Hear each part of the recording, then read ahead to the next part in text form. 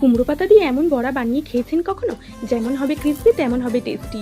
ভাত পাতে যাওয়ার আগেই গরম গরম বড়া ভাজতে ভাজতে শেষ হয়ে যাবে। চলুন তবে দেখে নিই আজকের এই বড়ার রেসিপিটা। সকালেই আমি 2 ঘন্টা আগে মসুর ডাল এখানে ভালো করে ধুয়ে ভিজিয়ে রেখে দিয়েছিলাম। অন্যদিকে আমি কচি কচি কুমড়ো পাতাগুলো নিয়ে ভালো করে ধুয়ে জল ঝরিয়ে রেখে দিয়েছি অন্য সাইডে। হ্যাঁ, পিছনের দিকে যে সরু শিরার মতো অংশটা থাকে সেটা কিন্তু তুলে নেবে, না হলে বড়া মোড়ার সময় এই ডাঁটিগুলোর সাহায্যে বড়াগুলো খুলে যেতে পারে। ভিডিওটা দেখে নিশ্চয়ই বুঝতে পারছেন আমি কিভাবে এই যে শিরার অংশটা তুলে নিচ্ছি, এইভাবেই তুলে নেবেন।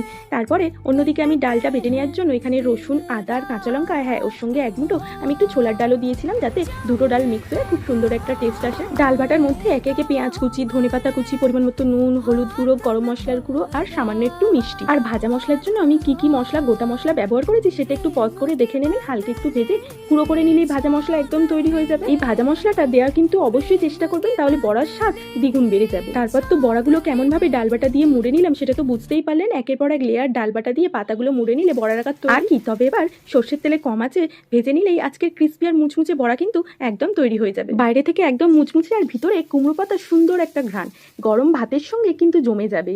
আমাদের বাঙালির এমন সাধারণ রান্নাগুলোই কিন্তু আলাদাই স্বাদ হয়। আপনাদের বাড়িতে কুমড়ো পাতার বড়া কিভাবে বানান সেটা কিন্তু অবশ্যই কমেন্ট করে জানাবেন। আর রেসিপিটা ভালো লাগলে লাইক করে রাখুন এমন ঘরোয়া রান্নার ভিডিও পেতে।